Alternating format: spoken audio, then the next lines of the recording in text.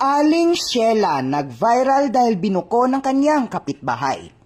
Viral nga sa social media ang post ng isang netizen na si Victoria Banal dahil ibinunyag niya ang kanyang kapitbahay na si Aling Sheila.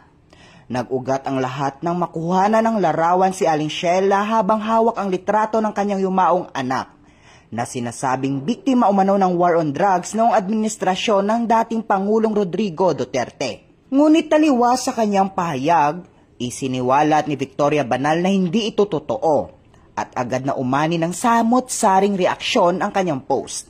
Kung ating babalikan, muling naging sentro ng usapin ang madugong kampanya laban sa iligal na droga ng dating administrasyong Duterte matapos itong arestuhin ng mga otoridad kamakailan.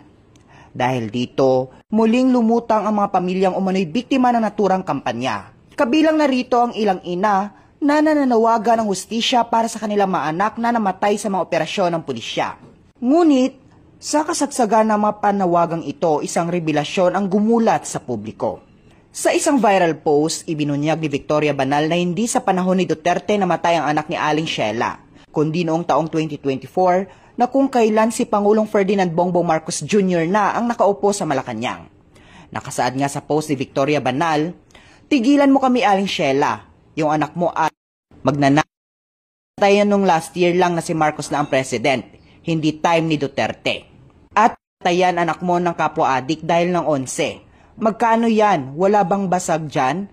Pinatunayan din ito ng funeral service provider na Jara Funeral Services kung saan nakumpirma sa kanilang post na July 2024 namatay ang anak ni Aling Sheila. Dahil sa revelasyong ito, maraming netizens ang nagalit at bumatikos kay Aling Sheila na sinasabing ginagamit ang pangalan ng dating Pangulo para ipagdiinan ito at kahit hindi naman kasali ang kanyang anak sa mga umano'y biktima ng kampanyang ito. Samantala, patuloy naman ang talakayan sa social media kaugnay sa isyong ito. Kayo guys, anong masasabi niyo sa storyang ito? I-komento yan below at ating pag-usapan.